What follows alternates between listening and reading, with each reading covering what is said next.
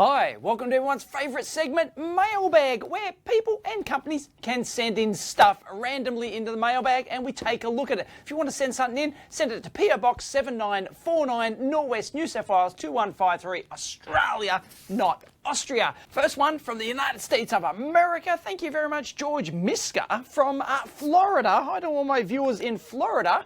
Let's open this up. It is a popular item here at the EEVblog, so let's check it out. And is it new? Is it new? It's it's a cheapy Asian analog meter. Check it out. Let's have a look. I don't know what brand is it. I got no idea. Nice. Oh, we have a note. Dave, this meter has a nice updated PCB IR transmit check and offset range and shunt resistors listed on the dial. Thank you very much, George. Let's have a look. I do like the look of that. Check it out. There you go. Analog. A lot of people say multimeter. Do I really pronounce it multimeter? I don't think so. It's multimeter.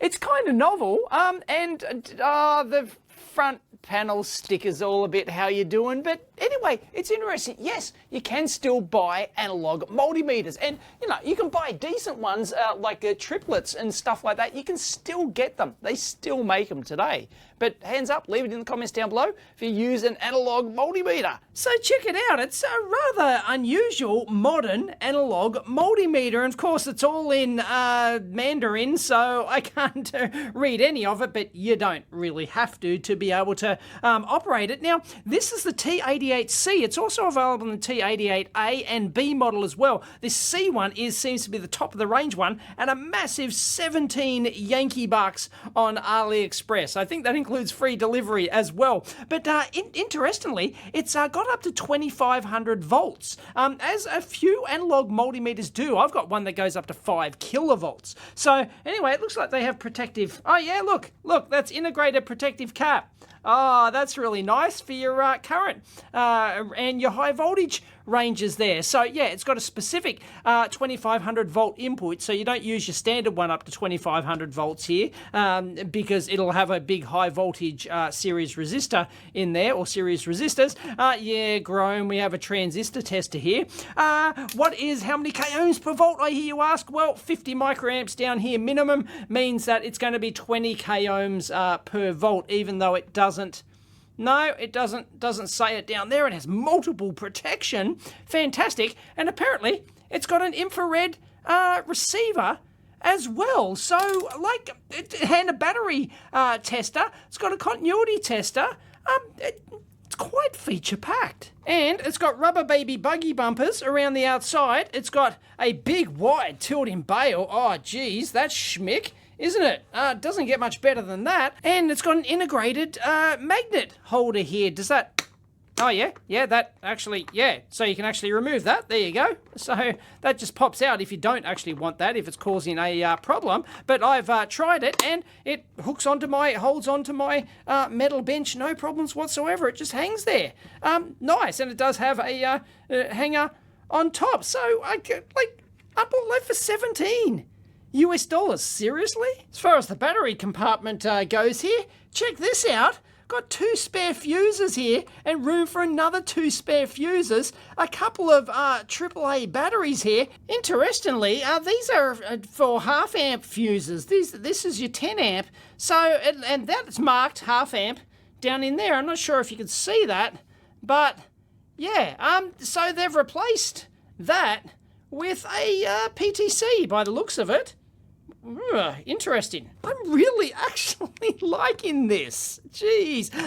These aren't HRC, right? It's not, not cat rated, right? It's just not in the same class. But for an analog meter, I'm rather impressed. And it's got metal threaded insert for the battery holder as well. Unfortunately, the screw bounced out and went somewhere deep down on my, the black screw went on my black carpet. So, yeah, I'm not going to find that right now. All right, let's try this IR receiver here. That's a handy little function. Look at that. I'm using my remote control here for the camera, and sure enough, it actually works. Look at that. Brilliant. Let's try the continuity tester. That's really good. It's instant, it's latched, and it moves the needle as well if you really want that, but you know. Oh, wow. All right, so let's try the Ohmsky here. So, two-step process. We have to zero over here. No worries. Got to short our probe out. Now, I've got it on the 10K range, so let me... Oh, bloody camera's in the way. Here we go. Tongue at the right angle. No worries. It's got a mirrored scale on here, of course, so that you can see that your tongue's at the right angle, and you can avoid parallax error on there. Okay, and 10K. So... let's go. It does show, oh, it's pretty close to 1 there. Now, if we turn it to the 1K range, it's probably going to be outski. It should be showing 10K there, but it ain't because our 0 is going to be out. Yeah, look at that. Look at that. So, let's trim it back, trim it back, trim it back. There we go. No worries. And...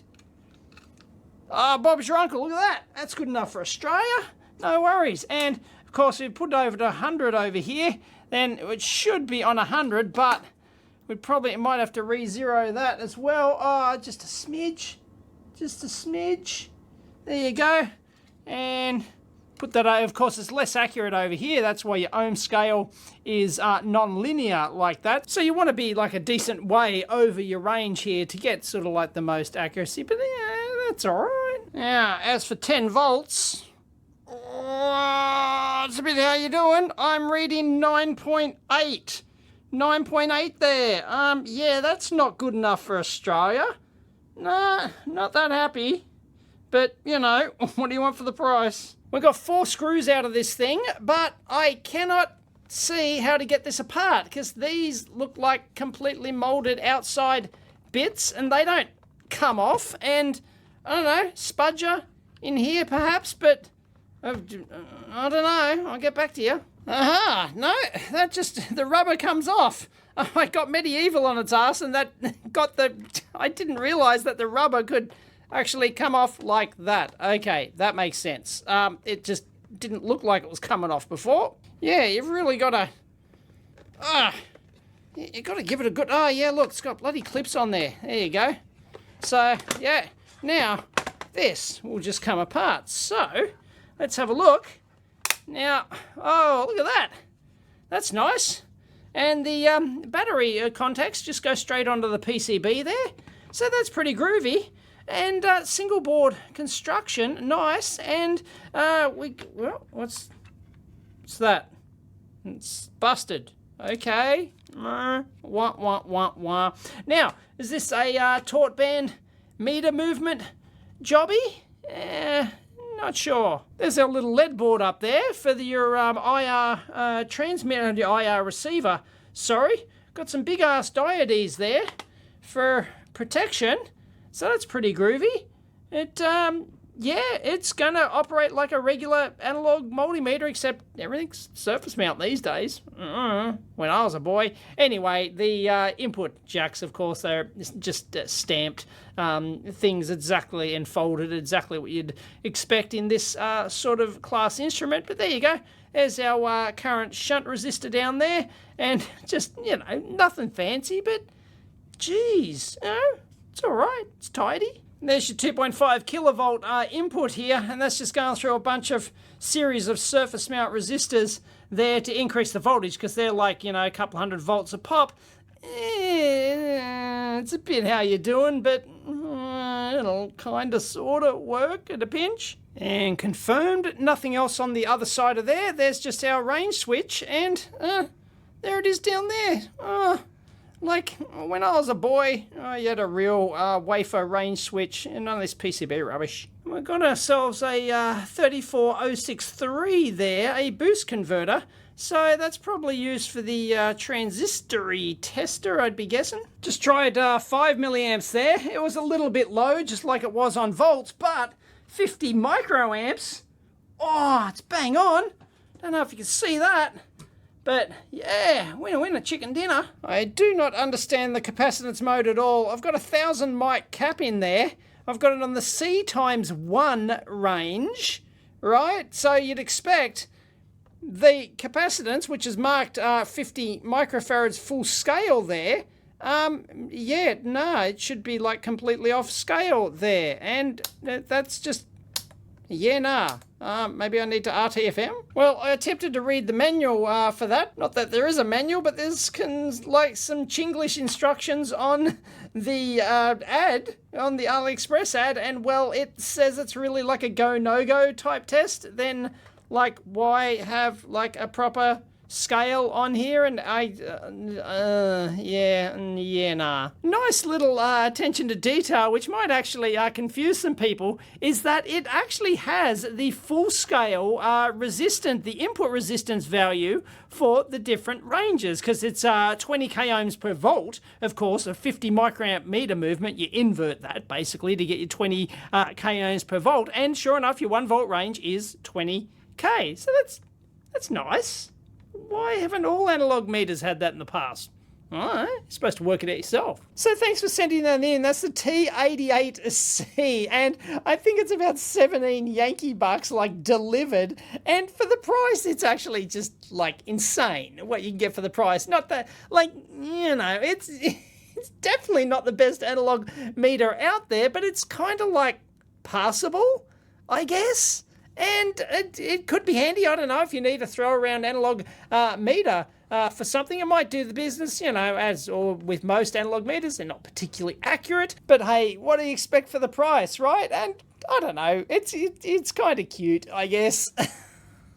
Anyway, I'll leave a link down below if you're interested in that. Some people might find it interesting because, you know, analog meters have their uses.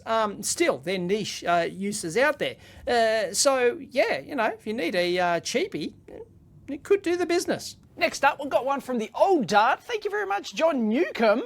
So hi to all my viewers in the Old Dart, which is the UK, England, if you don't know. It's called the Old Dart. We've got a...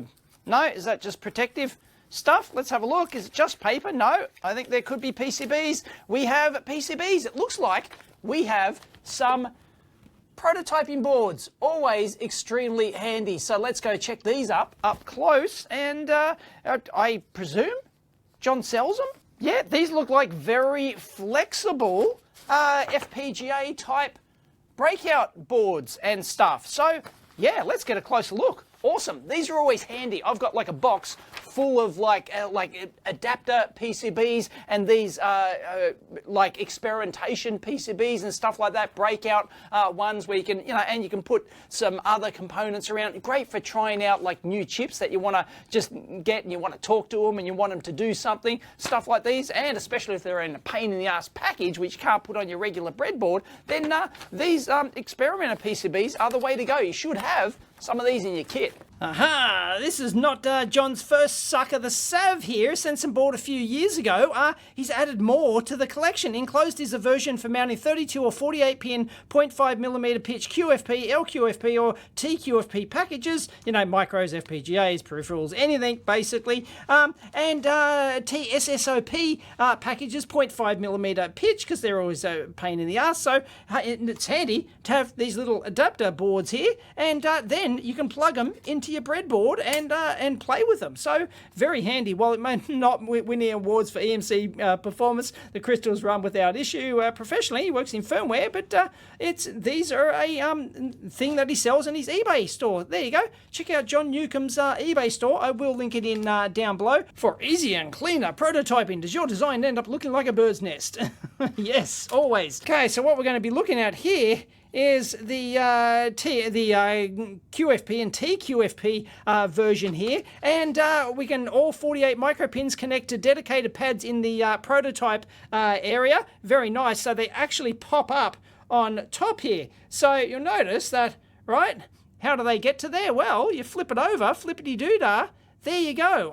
That's nice. So you can point-to-point wire things. You can break out any pin you want. You can take them out to pin headers here. And look, you can actually put series resistors in here, and they've got other ones on the other side here, so it looks like you can have like every pin can have like decoupling. It can have, you know, series output resistor. It could have an RC filter or something. Perhaps you could wire that in. It could have like pull up, pull down, something like that. So yeah, it looks like you can configure that. You can break traces. You can do all sorts of stuff. That's really neat. And you can fit your own LDO voltage regulator on here as well for localized regulation. That's very nice. It's got a debug header as well, you know, so if you want to wire that into your micro for programming and stuff, absolutely fantastic. That looks very flexible indeed. It's got some patch strips over here. It's got some just general purpose stuff over here. So that's nice. I like how you can just break out every single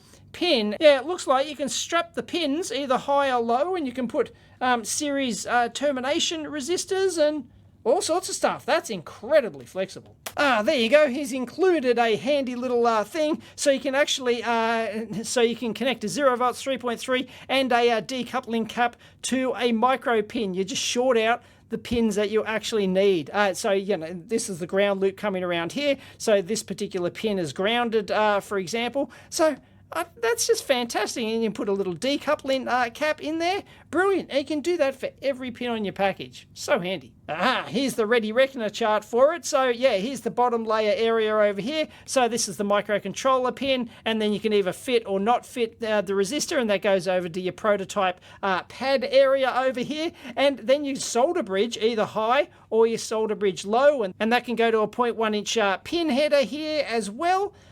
That's extremely flexible. Wow, a lot of thought's gone into that. There's a more detailed version of that for those playing along at home. And he's got 8 products in his eBay store. Absolutely. So there you go. It's in pounds, that UK stuff, none of that Yankee dollar rubbish. £5. You can get one of these very versatile boards. I highly recommend, don't wait until you need them. And that's the thing with these. Don't wait until you need them, then you have to order them, and then they're out of stock, or they take time to deliver. No, you should have a whole bunch of these type of prototyping and interface boards in your kit, just ready to go for whenever you need them. There's some more examples there. Fantastic stuff. So there's 3 SPI DAC, for example. He's got those actually connected up there, all with bypass caps and series resistors, and yeah. That's great. Yes, you can have a filter on every pin. So 0805 or 0603 for decoupling caps, current limiting, series resistors, pull up, pull down, series termination, parallel termination, clamping, TVS, high pass filters, low pass filters, and many others. Yeah, it's just crazy. So there's that one for your 0.5 millimeter pitch there, and you've got a prototype area, and you've got similar sort of thing like happening there that you got on the main board over here. And then you've got your good old, these are very handy to have. I highly recommend at least these, even if you don't have like the prototyping boards, these adapters, because you get a new part and you want to use a new part but want to prototype it, but it only comes in a pain in the ass surface mount package. Can't put it on your breadboard just to dick around with it and trial it out. So yeah, you put them on these adapter boards, and then you pin header on there, and Bob's your uncle, you can actually put them straight onto your breadboard, or, you know, solder them into your prototype board or whatever you need to do. So yeah, very handy. And then it's got some extra goodness on the bottom for you know, decoupling and filtering and whatnot. So very handy. Awesome work there, John. Thumbs up to those. So they're going straight to the pool room here. I've got a specific drawer for all of these like adapter and prototyping boards, and they're just so handy. So yeah, I'll link in John's website down below. Highly recommend you pick some up. These look extremely comprehensive. These are one of the best ones I've seen. We've got another one from the old thank you very much, Ant Cross. I guess that's your name, Ant. Fair enough. Ant and Tech. It looks like they're on the YouTubes and on the Instagrams as well, so I'll have to check that out. But once again, it's a documentary type thing. Let's check it out.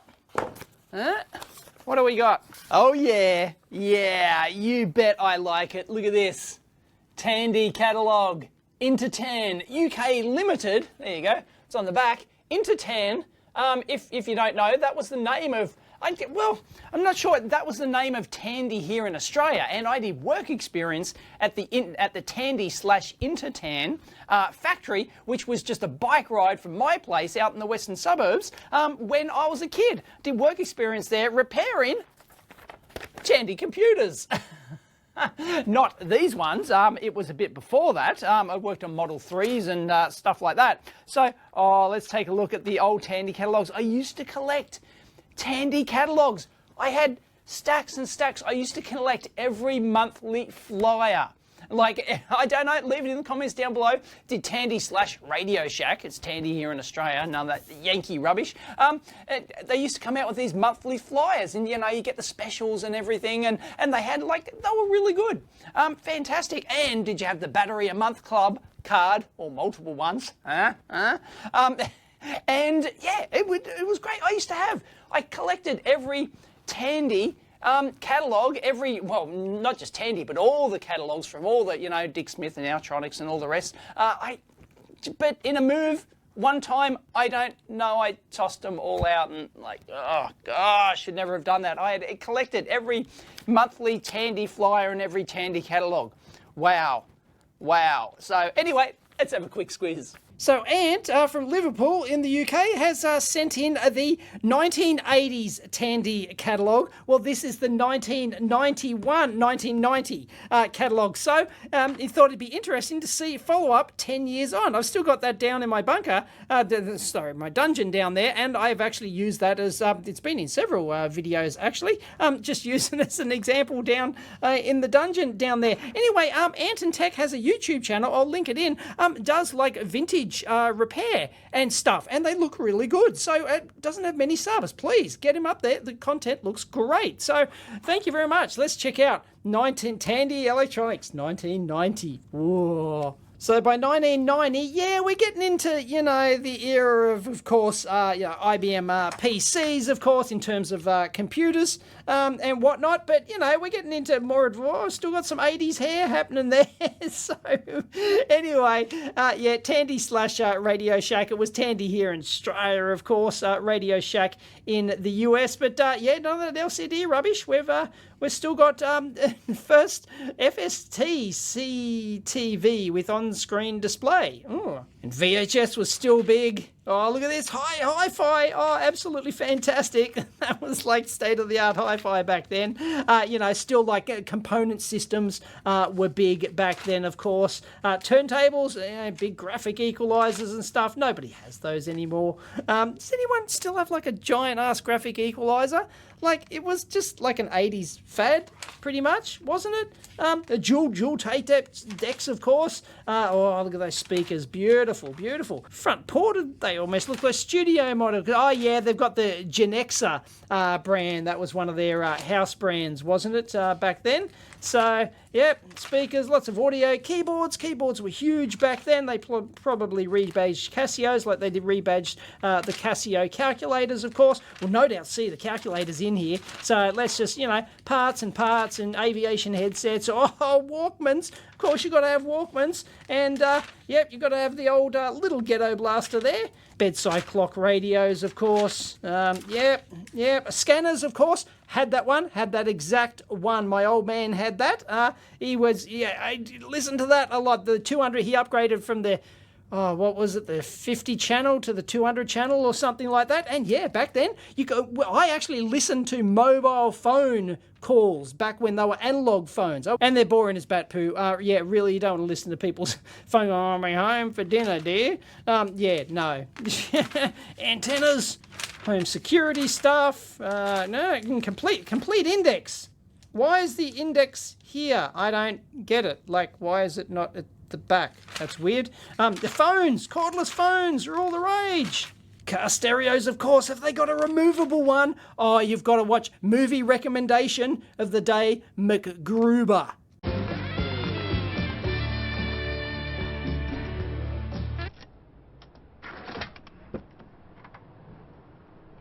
MacGruber.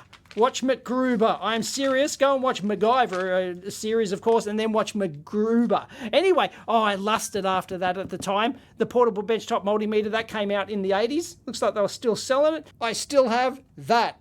analog FET VOM. Look at that. Ah, beautiful. It's got dual FETs, 10 megohm input impedance. Oh, absolutely. Winner chicken dinner. Another 20 k ohms per volt rubbish. You could buy a 555 timer for 99p. I still have my Macronta digital logic probe. It's in the old lab back in the garage. And they're still selling the 16-in-1. There you go. Fantastic. They got the analog multimeter here. There you go. But they sell it as part of the kits. Remote control cars. Oh, battleship. Let's drop some lead on those motherfuckers. Computer chess. Computer chess was a huge thing back then. I had computer chess. I was into chess for a while. And yeah, the battery, Tandy, battery a month club. There you go, the battery a month club. Hands up if you had it, or multiple. You had to have multiple ones, nudge, nudge, wink, wink. Yep, and you get your free battery every month, and you always went for the 9-volt jobby. You always went for that. Really, maybe a D-cell or something perhaps. Oh, look at these calculator watches, fantastic, but unfortunately no scientific stuff at all. And the LCD talking Vox watch. I can't remember what the battery life on that is, but geez. Anyway, talking watch kit, anyone? And before the new shoe phone rubbish, yeah, the Rolodex and the digital diaries and digital assistants and stuff. Anyway, I've got both of those, I believe. That was one of my very early ones that I used in my courses way back in the day. So anyway, didn't know they sold the Atari 520 and the Commodore 64 and the Spectrum. Really? Really? Oh, anyway, the WP2 word processor, the Tandy 1100 FD. I had one of those. Unfortunately, I sold it. This was way before the blog. But yeah, that's a nice little machine, that. I've still got my Tandy 200 here. Here it is. It's actually within reaching distance. Sorry, can't see it there, but there you go. Oh, look, here you go. Look, Tandy 200. Look at this. Like I bought one. Bobby Dazzler. Works a treat. I don't think I've done a teardown on it, though. I'd have to rectify that. Dot matrix printer, fantastic. And then 386, the Tandy 4000. Of course, I had the Tandy 1000, designed and published a turbo board for it. Done an old video back in the day on that. And what else have we got? They were still selling the Tandy 1000 SL2 and the TL2. That was the 286 jobby. This was the only the 8086. Is this the one with DOS in ROM? Yes, MS-DOS and Decimate 3 software built into ROM. This is the world's, I'm going to make the claim, correct me down below in the comments, but this is the world's fastest boot-in MS-DOS computer. It is the fastest boot-in MS-DOS computer. Yeah, it's like less than a split second or something. Anyway, unbelievable. That's it. That's the 10 years later. That is 1990 Tandy Catalog. Thank you very much, Ant, for sending that in. Trip down memory lane. Please correct me if I'm wrong, but that's pretty thin on the ground. I mean, by 1990, the Tandy's sort of starting to dwindle a little bit. I think it was past its prime. Hi to all my fellow Aussie viewers. This one comes from the Malvern post office, but apart from that, it's got no name. I've got no idea what's in it. So yeah, let's go. Anyway, there's the address if you want to send it in. Remember, Australia, not Austria. Let's go. Oh, I have no idea what this is. Okay, it's got some cardboard on top. Protective. What are they trying to protect? It's a PCB. Oh, PCB of some description. We have a note. I won't read it yet. Let's have a look. Wow, this is a. That's not the pink ESD stuff. Oh, nice big analog devices part on there, and that's got to be some sort of telecoms-y type card. Well, I'll have a closer look at that, but yeah, there's nothing on the back. There's no bodges at all, but yep, this looks sort of like telecom-y.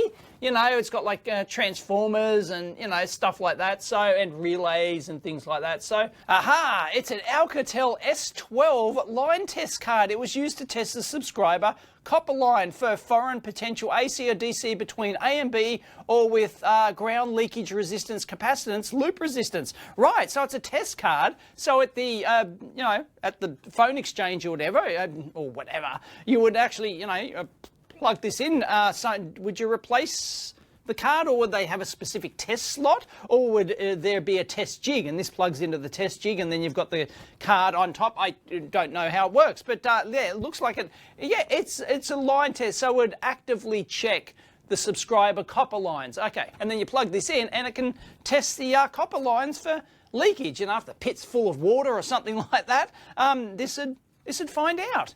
Neat. So yeah, I really like specific bits of industry test kit like this, and this was a good part of my career, is actually designing specific bits of production, mostly test gear for, you know, testing your products in situ or testing them at the production floor or whatever.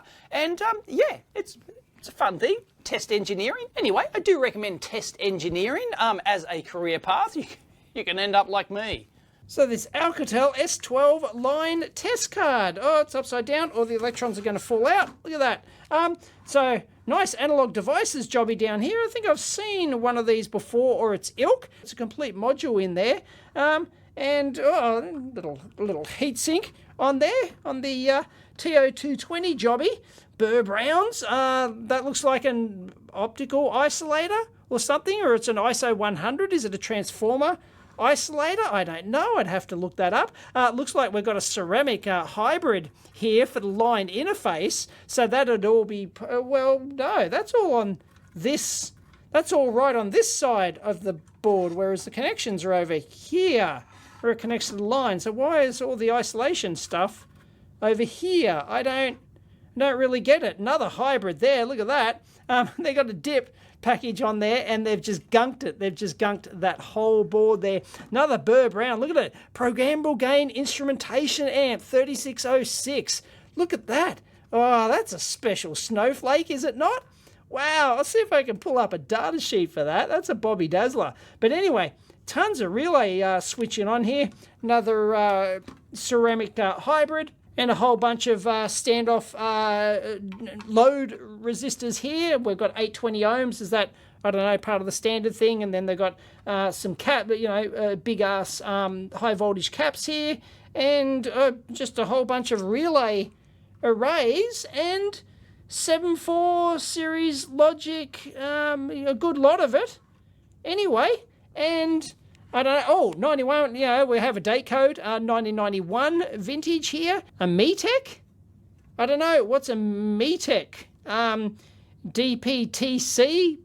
Some customized jobby? I don't know what that is at all. Leave it in the comments down below. If you ever use one of these, I'd be surprised if someone hasn't actually used one of these bad boys. As I said, there you go. There's no bodges on this thing, which is really quite nice. And you can see basically the 4-layer routing. You can see that, of course, we've got power planes, power and ground planes in there, but all the traces running on this side, just so that they can, you know, running in this direction, and all the ones on the top are going to be running in this direction like that for your typical 2/4-layer routing like that. So, no, it makes sense.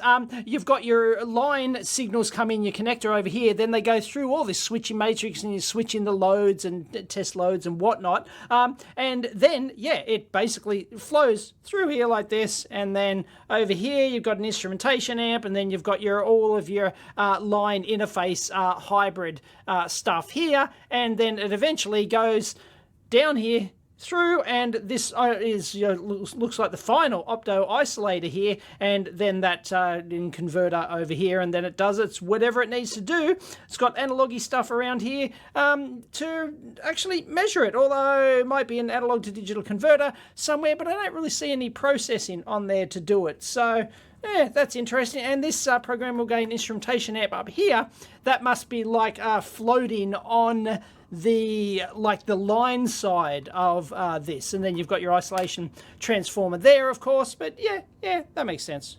Anyway, customized test card, isn't that really groovy? It's going to have some specialized devices on that. Maybe that this analog devices is more generic. It's not designed specifically for this application. No, we just got a LED on the front panel. I thought you might have been able to plug something in the front like that, but no, it must all come through the card edge connectors over here. But so some sort of switch-in matrix load array there and some miscellaneous stuff, and it does some, we've got another analog devices jobby down there, an AD571, I think, there, and interesting, huh? Thanks for sending that in. It's these special purpose cards. I mean, some engineer or engineers went to a lot of trouble to actually design, build, and test this specific card, and they probably only made, well, I don't know, there's lots of techs out there at the time working on the line, when the transmission lines, but they would have only made like hundreds of these at most, I would have thought. But if you have any other info, leave it in the comments, because this is just a test card. I don't know if they tested them periodically, so I don't know if these were like permanently in the rack, and then like periodically you just like call up a test, and then it would switch in the loads and the test signals and read them back and measure the line leakage and do all sorts of stuff like that. Oh, I just noticed, nice little cap there. That will be, that there is a Polly Put the Kettle On special polystyrene jobby, I believe, and that would be a high stability cap there. And then we've got some metal cans, not sure what's doing there, I can barely read them. Oh, they're just transistors, are they? 2N something or other? Anyway, that's an absolutely fascinating look at a line test card. So yeah, leave it in the comments down below if you knew how this worked. Would they just come along and plug it in and test, like actually replace a card, and what happened to those lines? Did they go down, or does it, as I said, like permanently in the rack, and then they could like switch it in parallel, and they could disconnect the line temporarily, and they can just do the line tests that way. But so that's a fascinating bit of a specific industry test kit. I just love looking at stuff like this, and a lot of engineering efforts gone into that, I'm absolutely sure. And like, how did they get the data? Did it just like flash? Did it just like, there's only one LED on here, like did it report data back out? I mean, I don't see a microcontroller on here. I mean, I don't know what that's doing, but it doesn't look microcontrollery. And so how did they sort of like, how do they know? How did it report back the test results? If you know, leave it in the comments down below.